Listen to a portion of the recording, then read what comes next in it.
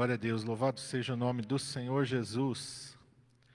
Vamos abrir as nossas Bíblias no Evangelho de Mateus, no capítulo de número 24.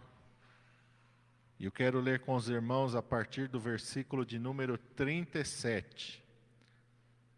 Mateus 24, a partir do verso 37.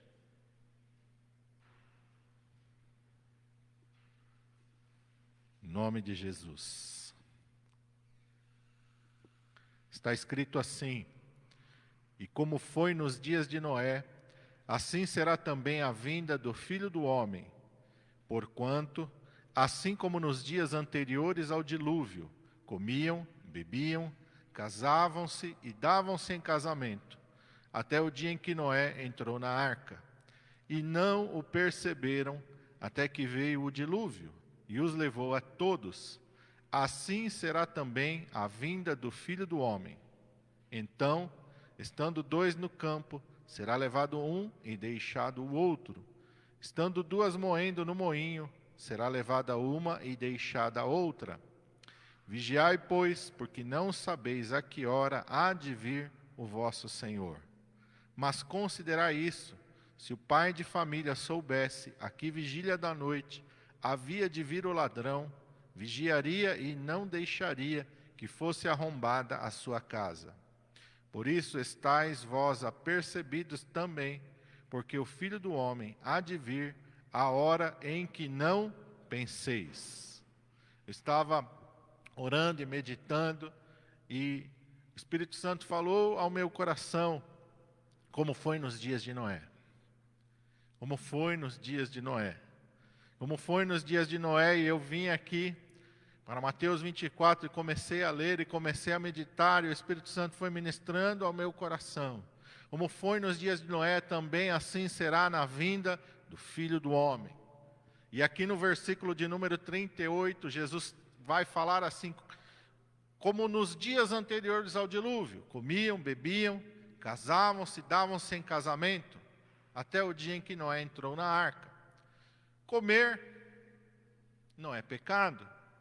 Beber, desde que não seja bebida alcoólica, não é pecado. Amém? Casar-se, dar-se em casamento não é pecado. Mas por que Jesus está falando sobre estas coisas? Jesus está falando e ele está se referindo com coisas do cotidiano, comuns e que não são pecado. O erro não está em fazê-las, o erro está em que estas coisas ocupem o primeiro lugar da nossa vida. Está em que nós vivamos estas coisas e não tenhamos tempo para viver para Deus. Quando estas coisas estão em primeiro lugar nas nossas vidas e nós não temos tempo para Deus, não sobra tempo para ler a Bíblia, não sobra tempo para orar, não estamos preocupados com a nossa santificação. Se toda a nossa preocupação são nas coisas do cotidiano, são nas coisas temporais, aí é que é o perigo. Quando o meu motivo de oração, quando o meu motivo de ir à igreja, não é para entrar na presença de Deus, mas é porque eu estou precisando de uma bênção, estou precisando casar, ou estou precisando de um emprego melhor. Não que seja errado você buscar essas coisas no Senhor, e não é.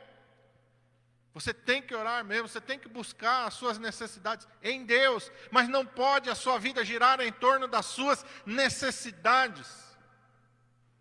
Você não pode viver só para si mesmo. Você não pode focar toda a sua vida em você.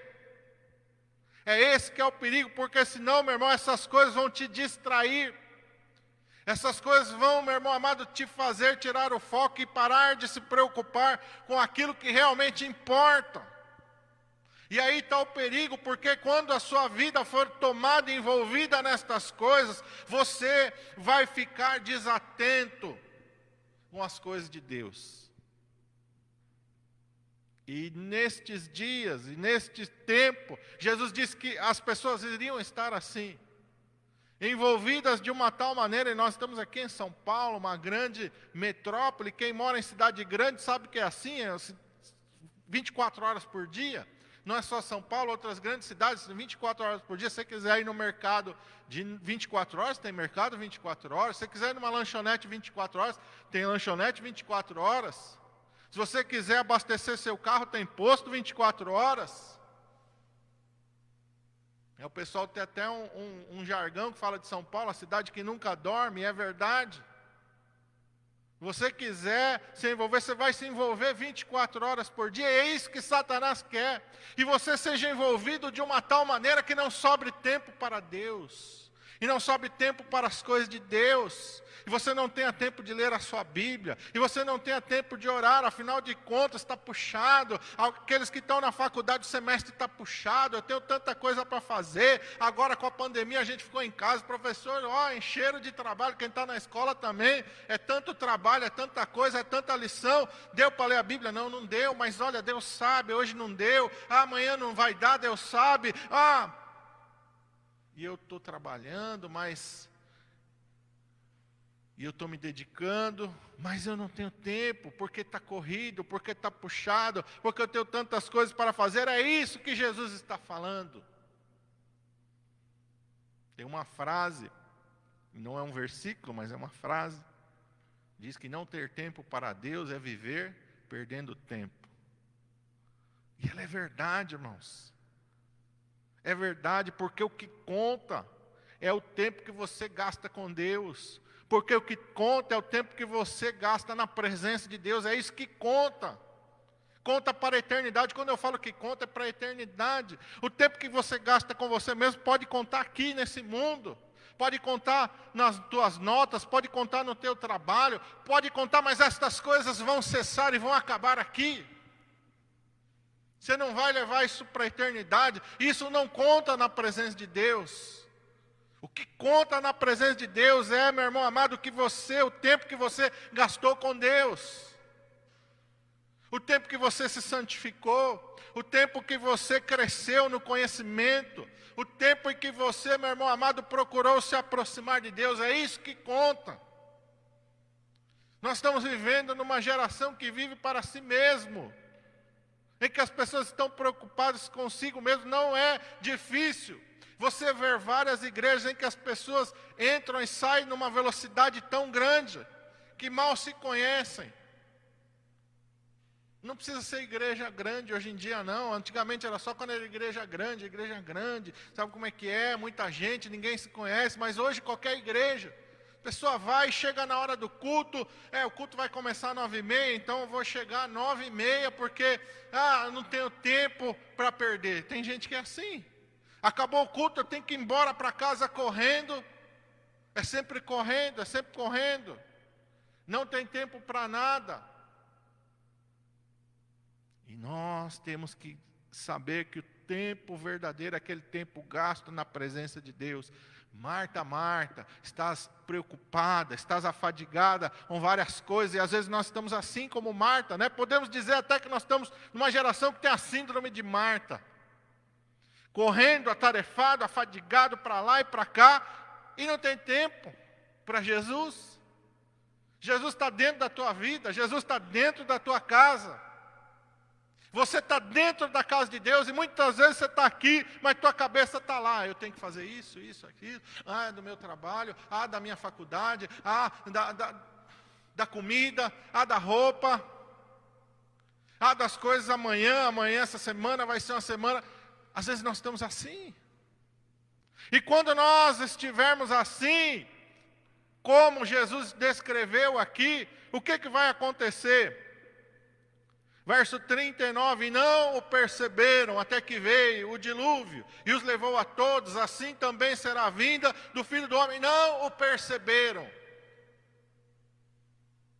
Não perceberam, não tiveram tempo, estavam envolvidos demais, preocupados demais, atarefados demais, aflitos demais, preocupados demais. Eu tenho que comprar minha casa própria, ou eu tenho que comprar um carro, ou eu tenho que mudar de emprego, ou eu tenho que ganhar mais, ou eu tenho que me preparar para isso, para aquilo. Se preparam para tudo menos para se encontrar com Deus. Às vezes nós estamos como aquele homem da parábola que Jesus contou, ou estamos num momento maravilhoso da nossa vida, estamos com um bom emprego, estamos num bom negócio, eu vou derrubar os meus celeiros, vou construir outros maiores, vou dizer para a minha alma, alma, come, bebe, farta-se agora, o que tens em depósito vai dar para muitos anos. Louco, esta noite eu vou pedir a tua alma. Ninguém sabe o dia, ninguém sabe a hora, tanto do arrebatamento da igreja, como do dia da nossa partida. Quantas pessoas vão embora tão depressa, tão de repente, tão abruptamente. Isso agora nós não podemos tirar do foco, porque está próximo demais com essa pandemia. Quantas pessoas foram embora? Quantas pessoas ainda estão indo embora, mas o foco hoje parece que essas pessoas estão morrendo só de Covid. Não, as pessoas estão morrendo como sempre, mais agora por causa da pandemia, a gente sabe disso. Mas quantas pessoas em acidente de carro? Quantas pessoas com mal súbito? Quantas pessoas, às vezes a gente vive e parece que os hospitais não existem. Quando a gente não está doente, parece que o hospital não existe para nós. Mas existe o hospital e indo embora essa pandemia, o hospital vai estar lá e vai estar cheio de gente enfermo, vai estar cheio de gente sofrendo, vai estar cheio de gente indo embora. Algumas vão estar curadas, mas muitas vão estar indo embora. O cemitério, eu moro perto do cemitério da Vila Alpina, você passa lá, agora não está tendo velório mais, por causa da pandemia, é tudo rápido, mas vamos voltar anterior ou posterior. Você passa lá 24 horas, vai estar cheio. As salas vão estar lá, as pessoas vão estar lá, se despedindo, vão estar chorando. Não para. Não para. Vai nascendo gente, as maternidades estão cheias, está nascendo gente, e está morrendo gente, está nascendo gente, e está morrendo gente. E nós, no meio de tudo isso, estamos preocupados em pregar o reino de Deus, estamos preocupados em viver para Deus, ou estamos somente preocupados nas nossas necessidades? Temos tempo de orar pelos perdidos? Estamos tendo tempo de orar pelos enfermos? Estamos tendo tempo de consagrarmos as nossas vidas para Deus, para dizermos como Isaías, eis-me aqui, Senhor, envia-me a mim ou não? Não, peraí, que negócio é eis-me aqui, pastor, peraí. Eu ainda não fiz a faculdade que eu queria, eu ainda não tenho o emprego que eu queria, ainda não tenho a casa que eu queria, ainda não tenho o carro que eu queria, ainda não tenho as roupas que eu queria, ainda não uso o perfume que eu gostaria. Que negócio é esse, eis-me aqui? Peraí. Eu ainda não vivi para mim. Como é que o Senhor quer que eu viva para Deus?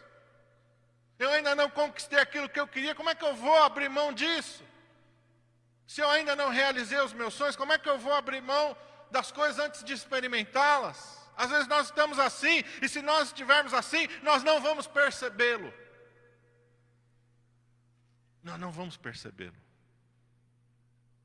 Nem no arrebatamento, e nem no dia da nossa partida. Vai chegar de repente.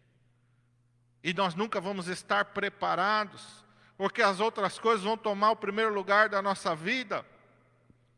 Vamos voltar para o verso 10 aí do capítulo 24. Coisas que acontecem nos nossos dias também. Verso 10, Jesus fala, neste tempo muitos serão escandalizados, trair-se-ão uns aos outros, e uns aos outros se aborrecerão. Surgirão falsos profetas e enganarão a muitos. Por se multiplicar a iniquidade, o amor de muitos se esfriará, mas aquele que perseverar até o fim será salvo. Muitos serão escandalizados. Quantos escândalos a gente vê? Quanta coisa triste a gente tem visto no meio da igreja de Jesus Cristo. Quantas coisas terríveis a gente vê. Quantas coisas tristes nós temos vendo de pessoas que deveriam ser de Deus. Com posicionamentos errados. Pessoas que estão querendo agradar o mundo e não a Deus. Hoje em dia tem que ser politicamente correto. Para aquele que não quer agradar a Deus. Porque a palavra de Deus diz que é impossível você agradar o mundo e agradar o Deus ao mesmo tempo. Se você se tornar um politicamente correto, tenha certeza 100% que você não está agradando a Deus. Porque aquele que agrada ao mundo, aquele que agrada aos homens, não agrada a Deus. Pastor, então você é inimigo de todo mundo? Não. Mas nós temos que nos posicionar acerca do lado da palavra de Deus. Nestes dias que está aí uma polêmica tremenda acerca do aborto, quantas pessoas que se dizem de Deus apoiando o aborto, apoiando o assassinato de uma criança inocente. Pastor, isso aí é religioso, eu sou a favor da ciência. Então vai estudar. Vai ver o que a medicina diz. Vai ver o que os maiores especialistas em reprodução dizem. A vida começa na concepção. Isso é unânime. Na medicina, eu não estou falando de religião, não. Vai pesquisar. É unânime. Nós tivemos aqui um estudo muito bom sobre isso. Mas ainda que a ciência dissesse ao contrário, eu ficaria do lado da Bíblia. Porque a ciência não vai me levar para o céu. Porque a ciência não morreu por mim na cruz do Calvário. Porque a ciência não perdoa os meus pecados. Porque a ciência não me dá vida eterna. Ainda que a ciência fosse contrária àquilo que está na palavra de Deus, a palavra de Deus para mim basta e é o suficiente. Ainda que as pessoas se ofendam com a minha posição, ainda que elas se levantem, não tem problema, eu vou ficar do lado de Deus.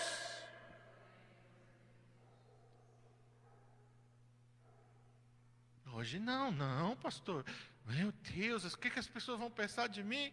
Ô, meu irmão, pode pensar o que for, desde que eu esteja ao lado da palavra de Deus.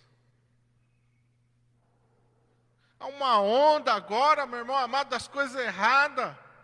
Não julgueis. Que papo é esse de não julgueis? Quando a Bíblia fala de não julgueis, ela está dizendo para você não fazer um juízo falso de uma pessoa que você não sabe. Eu não conheço a pessoa, não sei o proceder dela. Ele é mau. Aí a Bíblia está certa, não julgueis. Eu não sei quem é a pessoa. Agora, se eu estou olhando para a pessoa, estou vendo ela errar, a Bíblia diz, se você vir o teu irmão pecar, vai e repreende a ele. É isso que a palavra de Deus ensina. A Bíblia não ensina a gente se omitir, a Bíblia não ensina a gente se calar. Se o teu irmão pecar, vai e repreende a ele. Se eu estou vendo meu irmão pecar, irmão, isso aqui é errado. Não julgueis. Não julgueis. Que conversa é essa, meu irmão? Não posso julgar uma coisa que eu não sei, uma coisa que eu não vi. Aí eu não posso julgar. Mas aquilo que eu estou vendo, se eu ver uma pessoa traficar drogas, eu preciso ser um juiz para ver que ele é um traficante? Se eu ver uma pessoa assaltando, não posso. Não. É uma hipocrisia no nosso país. O Brasil é o país da hipocrisia. A pessoa lá está lá cometendo um assalto, troca tiro com a polícia, aí o jornal diz, o suspeito. Suspeito do quê? Suspeito do quê? Suspeito é quando eu não tenho certeza, mas o cara estava lá com o revólver na mão, trocou tiro com a polícia, morreu, suspeito. É hipocrisia pura. De uma geração que quer se esconder, que não quer assumir os seus erros, que não quer se arrepender dos seus pecados. Não pode julgar. Já está condenado, irmão, não estou julgando ninguém. Aquele que comete pecado, se não se arrepender, já está condenado. O salário do pecado é a morte, a Bíblia diz. Pastor, o senhor está julgando? Estou falando aquilo que está escrito. O salário do pecado é a morte. A gente tem que saber olhar para as coisas e tomar posição. Está errado, é pecado. A palavra de Deus diz assim, meu irmão, vai dar escândalo. Vai dar escândalo se eu estiver ao lado de Jesus, mas eu vou ter escândalo também. Essas pessoas estão causando escândalo. Porque não estão tendo coragem de ficar do lado da palavra de Deus. Que mais que diz aqui, trair-se uns aos outros se aborrecerão. Hoje em dia você não pode ter posição nenhuma, que as pessoas já vêm em cima de você, quer te criticar. Surgirão muitos falsos profetas e enganarão a muitos. Como está assim, assim de falso profeta, assim de heresia, assim de coisa fora da palavra de Deus. Como é que as pessoas são enganadas, pastor? Porque não conhece isso aqui, Não conhece isso daqui. Qualquer vento de doutrina vem e engana a pessoa. Qualquer vento de doutrina vem e leva a pessoa para o errado, porque não conhece a palavra de Deus. As pessoas não têm tempo para ler a Bíblia. Quantas vezes a gente tem que pegar um hino aqui que os irmãos cantam, vamos dar uma corrigidinha na letra? Está errado aqui, ó. Por quê? Mas não, o cantor não interessa. Muitas pessoas faz comercialmente hoje em dia. E aí está errado, a gente tem que ir lá e corrigir. Tem que corrigir, tem que olhar para a vida só do cantor também, para ver se é uma pessoa de Deus, sim ou não. Se é só um comercial, também não presta, não serve. Por se multiplicar a iniquidade, o amor de muitos se esfriará. Quando fala aqui do amor, é o amor de Deus. Quando fala aqui, fala do amor ao próximo. As pessoas não amam mais o próximo.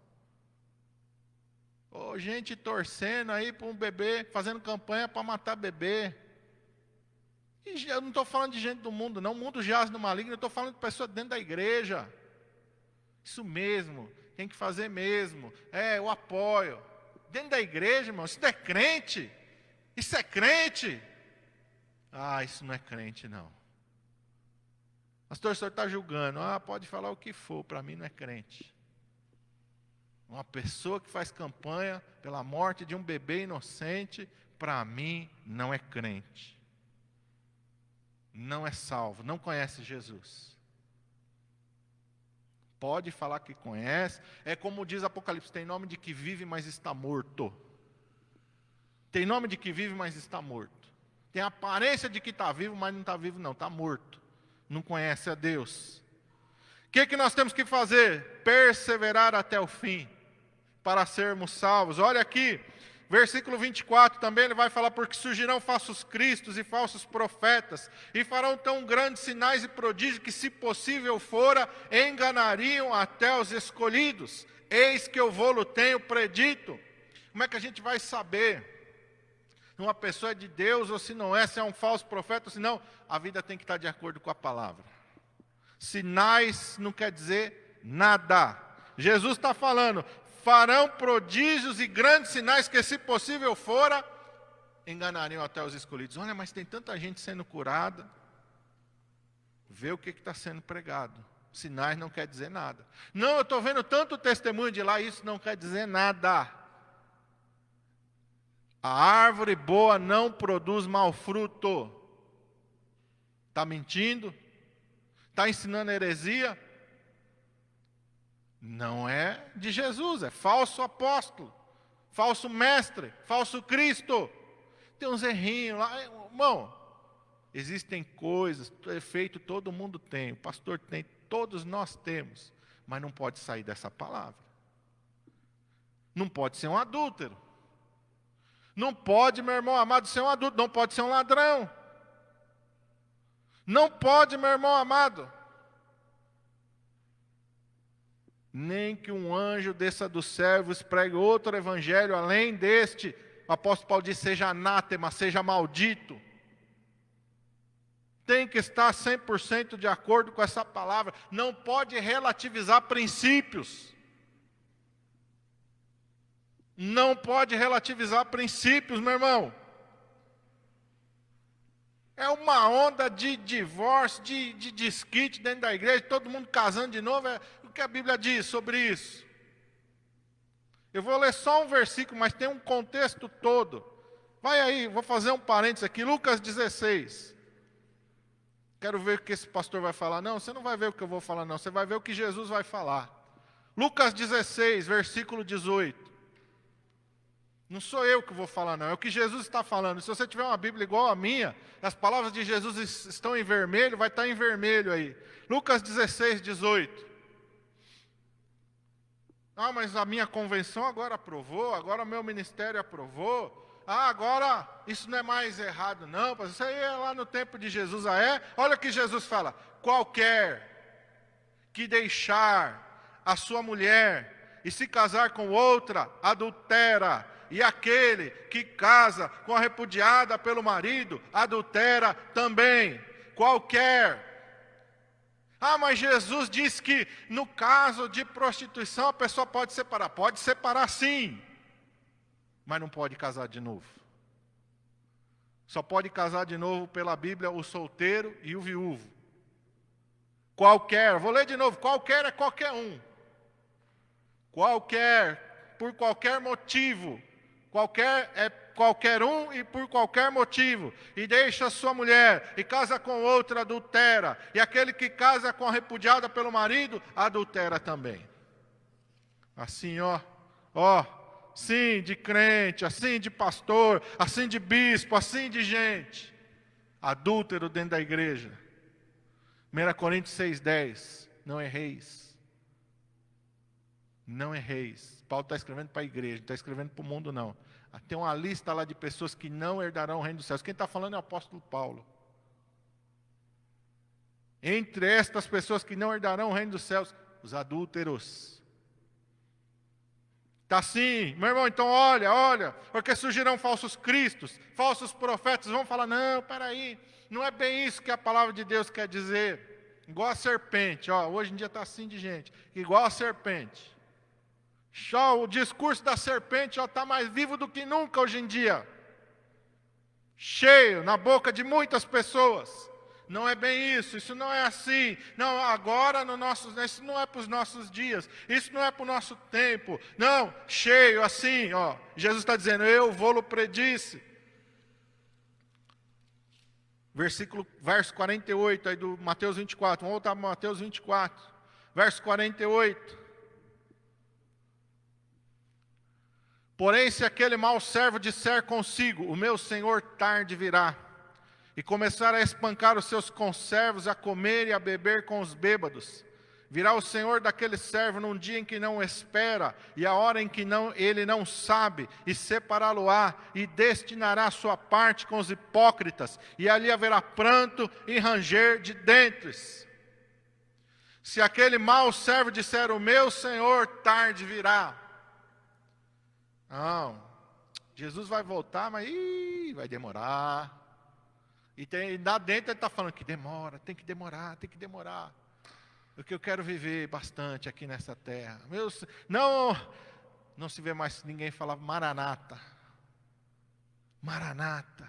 Ora vem, Senhor Jesus, Maranata. Não. Os projetos agora estão todos nessa terra. Os sonhos agora estão todos nesta terra. Ninguém mais canta.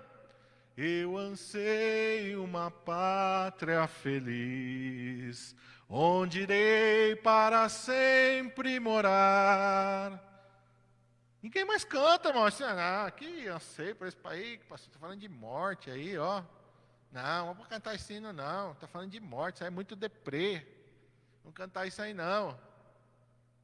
A quem sonha nessa terra, não vai cantar nunca, você nunca vai ouvir Maranata. Meu Senhor tarde virá. Quantos pastores perguntam do arrebatamento? Não sei. Isso aí acho que vai demorar. Está jogando para longe, está pensando só nessa terra. Não quer que Jesus volte, porque quer viver nas coisas deste mundo. Meu Senhor tarde virá. Sou muito novo. Tenho muita coisa para viver ainda. Não quero saber de me envolver com a igreja, não. Eu não sou fanático, não. Olha, eu preciso ainda fazer tantas coisas. Vai pensando assim. E daqui a pouco você vai estar aí, espancando os seus conservos. Comer e beber com os bêbados. Vai estar se envolvendo. Quantas pessoas vão se envolvendo com as coisas desse mundo, vão esfriando na fé, vão apostatando da fé. Mas o que acontece? O Senhor vem num dia e numa hora que você não espera, numa hora que você não sabe. E aí, meu irmão? Deixados para trás, a segunda chance vai ter na minha vida, porque eu assisti o filme. Olha, vai ter uma segunda chance. Não, o Senhor vai te separar e vai destinar a sua parte com os hipócritas. Prepara para te encontrares com o teu Deus. Quando eu tiver velhinho, pastor, aí eu vou consertar minha vida com Deus. Você não sabe se você vai chegar à velhice. Você não sabe se Jesus vem ou se Jesus não vem. Mas ninguém sabe. Vamos ver. Vamos voltar para o verso 32. Volta para o verso 32 aí. Deus foi tão bom que falou tudo praticamente nesse capítulo 24. Hein? Só sair ali para mostrar aquela questão do divórcio. Verso 32. Aprendei, pois, esta parábola da figueira. quando já os seus ramos se tornam tenros e brotam folhas, sabei que está próximo o verão. Pastor, não estamos na cidade, São Paulo. Eu não sou agrônomo. Eu não entendo nada do campo. Que história é essa da figueira? A figueira, na palavra de Deus, representa a nação de Israel. Quando Jesus fala, olha para a figueira, olha para Israel. Olha para a nação de Israel. Por praticamente 2000 anos, eles não foram nação, estavam espalhados pelo mundo. Não tinha uma nação Israel, a figueira estava seca. Não tinha uma bandeira, não tinha um governo sobre Israel, estava ali dominado pelos árabes. Mas em 1948, a figueira brotou. Em 1948 nasceu aquilo que está escrito no livro do profeta Isaías: pode uma nação nascer em um dia, e nasceu uma nação. Israel voltou a ser uma nação, para espanto dos incrédulos. Tinha muitos pastores que diziam, não, isso aí é simbólico, isso aí não vai acontecer não. 2000 anos, uma língua praticamente morta, ninguém falava, era uma língua de estudo. Israel não só se tornou uma nação, mas o hebraico é a língua falada em Israel. A figueira brotou, a figueira floresceu. Jesus está falando, olha para essas coisas, quando os seus ramos já se tornam tenros e brotam folhas, saber que está próximo o arrebatamento. Jesus está falando igualmente, quando virdes todas estas coisas, sabei que Ele está próximo. Ele quem? Está próximo às portas. Jesus está voltando para se encontrar com a sua igreja. Jesus está voltando para arrebatar o seu povo. Jesus está às portas. Em verdade vos digo que esta geração não passará sem que todas estas coisas aconteçam. Os céus e a terra passarão, mas as minhas palavras não hão de passar. Uma geração não vai passar. O tempo começou a contar, o tempo final da graça de Deus começou. O start foi dado em 1948. E o tempo está numa contagem regressiva. A humanidade está numa contagem regressiva de 1948 para cá. Estamos numa contagem regressiva. Quanto é a duração de uma geração? Em Gênesis, após o dilúvio, Deus limita os dias do homem a 120 anos. Se nós considerarmos isso, o tempo máximo do arrebatamento da igreja seria 2068. Não chegará, não passará de 2068. O dia e a hora nós não sabemos, mas mais ou menos o tempo nós podemos. Jesus está falando para a gente olhar e ficar atento. Está longe ainda, pastor, nós estamos em 2020. Mas o salmista diz que a duração de uma vida, Davi fala isso, é de 70, 80 anos. E aí? E agora? É 120? 70 a gente sabe que não é, que 70 foi em 2018, já passou. Então 70 não foi. E se for 80? 2028 no máximo. Agora está perto. A gente não sabe, irmão. Mas uma coisa Jesus fala para nós: esteja atento, esteja preparado, seja sóbrio, seja vigilante. Prepara-te para te encontrar com o teu Deus. Meu irmão amado, você tem que estar preparado. A gente não sabe se nós, que seja em 2028, a gente não sabe se a gente vai estar vivo em 2028. A gente não sabe se a gente vai estar vivo nem hoje à meia-noite. Pertence a Deus, não pertence a nós. Prepara-te para te encontrar com o teu Deus. Desperta como foi nos dias de Noé, assim também será nos dias do Filho do Homem. Meu irmão amado, verso 37, grava, como foi nos dias de Noé, assim será também na vinda do Filho do Homem. A humanidade está dormindo, e a humanidade está dormindo, está desapercebida, não é o problema é que a igreja está dormindo também. O problema é que a igreja está dormindo. Mas isso é bíblico, na parábola das 10 virgens, todas adormeceram. Mas havia uma diferença. Um grupo tinha azeite na botija. O outro grupo não tinha. E o azeite é o Espírito Santo de Deus. Como é que está a tua botija? Tem azeite na tua botija? Tua lâmpada está acesa? Como é que está a tua vida na presença de Deus?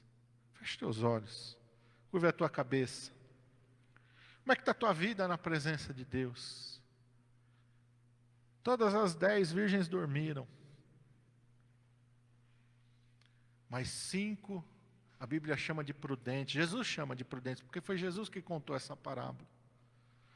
5 conservavam azeite nas suas botijas. Mas 5 não. 5 estavam vivendo para si, estavam despreocupados. Ah, mas todas entraram, pastor. Não. Quem estava despreparado não entrou. Quando eles foram bater na porta do noivo, o noivo disse: não vos conheço. Não conheço vocês. Ficai aí nas trevas exteriores. Trevas não é o céu, irmão. Ah, mas vai ter uma... Não tem segunda chance, meu irmão. Quando o dia chegar, a hora chegar, não vai ter segunda chance, não. Isso é coisa de filme. Não tem segunda chance. As virgens que ficaram de fora não entraram posteriormente. Onde a Bíblia fala, 2 serão levados, um será tomado, outro será deixado. Não está falando de um casal, então só sobe um lá de casa. Não. Se os 2 estiverem na presença de Deus, vão subir. Está falando da igreja em si. Metade da igreja vai estar pronta, a outra metade vai estar despreparada. Ah, mas depois que eles passar pela tribulação, eles vão ter chance. Ah, meu irmão, a Bíblia não diz isso não. Só tem um arrebatamento, só tem uma ressurreição da vida. Bem-aventurado e santo aquele que tem parte na primeira ressurreição. Para estes, a segunda morte não tem poder sobre eles. Quem ressuscita na segunda ressurreição é para condenação. E quando vai ocorrer a primeira ressurreição, pastor? O apóstolo Paulo fala. No momento, num abrir e fechar de olhos, ante a última trombeta, porque a trombeta soará. E os mortos ressuscitarão em Cristo para encontrar o Senhor nos ares. Depois nós, os que estivermos vivos, seremos arrebatados para encontrar com Ele nas nuvens. Aí Paulo já matou a questão. A ressurreição da vida é no arrebatamento. Quem não for arrebatado, meu irmão, não vai ter segunda chance não. Isso é coisa de filme. Só tem uma ressurreição da vida. Bem-aventurado e santo aquele que tem parte na primeira ressurreição. Isso é enredo de filme, é coisa de Hollywood. Hollywood não é a Bíblia. Você tem que estar ligado na Bíblia. Você tem que estar firmado na palavra de Deus, não no roteiro de um filme. O alicerce da tua vida espiritual tem que ser a palavra de Deus. Bem-aventurado e santo aquele que tem parte na primeira ressurreição. Sobre estes não tem poder a segunda morte. Prepara-te para te encontrar com teu Deus. Se você partir antes do arrebatamento da igreja, parta com Cristo. Não tem purgatório não, viu, irmão? Isso não é doutrina bíblica não. Ninguém vai purgar pecado não, porque se fosse assim, Jesus não precisava ter vindo. O único que tem poder de perdoar pecados é Jesus. E é em vida que a gente entrega a nossa vida para o Senhor Jesus. Jesus conta isso, deixa bem claro na parábola do rico e Lázaro. O rico queria uma segunda chance. Não tem chance. Não tem segunda chance. É só a chance aqui enquanto estivermos vivos ou antes do arrebatamento. A única chance que nós temos. Depois da morte, depois do arrebatamento, não tem mais chance. Prepara-te para te encontrar com teu Deus. Desperta, ó tu que dormes, levanta-te de entre os mortos, e Cristo te esclarecerá, te iluminará. Desperta, é tempo de acordar, é tempo de estar atento, é tempo de estar vigilante. É tempo de estar trabalhando com os talentos que Deus te deu. Se o teu talento está enterrado na terra, cuidado, porque aquele que enterrou seu talento na terra, Jesus disse, mau e negligente servo. Tirai o talento dele e entregai ao que tem 10 talentos, e esse, arraste, jogue ele nas trevas exteriores. Não entrou, não entrou, não entrou, não entrou. Quem enterra seus talentos, não entra. Só entra quem trabalha com os talentos, quem consegue granjear outros talentos. Você tem evangelizado, você tem pregado, você tem falado de Jesus, você tem orado pelos perdidos. Você tem orado, meu irmão, você tem pregado. Ou não? Não, eu respeito, sabe? Aquela pessoa lá tem a religião dele, então eu respeito. Nunca falei, não, pelo menos uma vez você tem que falar, irmão. Pelo menos uma vez você tem que falar. Se a pessoa não quiser, no momento que você abrir a sua boca, olha a palavra, não quero saber. Está livre do sangue dela. Não, você fica na sua religião, eu tenho a minha. Tudo bem. A pessoa fez a escolha dela, você está livre do sangue dela. Não, sou teu amigo, mas não vem falar de religião, não. Você está livre do sangue dela. Mas se você se calar, Deus vai requerer aquele sangue da tua mão. Nunca vivemos numa geração que tem vergonha, uma geração que tem tanta vergonha de Jesus. Tanta vergonha da Bíblia. Parece que a Bíblia é uma coisa errada. Não falamos da Bíblia, não citamos a Bíblia, não pregamos a Bíblia, não falamos de céu e inferno. Parece que nem a gente acredita no céu e inferno. Misericórdia. A Bíblia diz: arrebatai aqueles que estão sendo lançados no fogo. Arrebatai das chamas. Arrebatai das labaredas. Prega, meu irmão, a Bíblia diz: prega a tempo e a fora de tempo, fale, ensina, seja chato. Tem pessoa que fala assim: André, você é chato, não tem problema não. Tinha um vizinho que falava: não, tudo que você fala da Bíblia, vamos conversar sem a Bíblia. Mas o dia que aquele meu vizinho, que aquele meu irmão em Cristo encontrou a Jesus, que ele me deu a paz do Senhor, ele viu que cada vez que eu citava a Bíblia era uma sementinha que eu estava jogando no coração dele. Jesus disse que nós temos que ser, meu irmão, estas pessoas que vão espalhando a semente do Evangelho. Prega a tempo e fora de tempo, prepara-te para te encontrar com teu Deus. Coloque tua vida em dia na presença do Senhor. Seja sóbrio, seja vigilante. O diabo, teu adversário, está ao teu redor, bramando como leão, buscando a quem possa tragar. Se você dormir, você vira presa dele. Se você ficar desatento, você vira presa dele. Você tem que estar atento, tem que estar vigilante. O Senhor te guarda, com certeza o Senhor te guarda. Mas, meu irmão, não é porque o Senhor te guarda que você vai relaxar. Se você relaxar na tua comunhão com Deus, na tua vida espiritual, qualquer palavra da serpente te enreda. Vigia, meu irmão.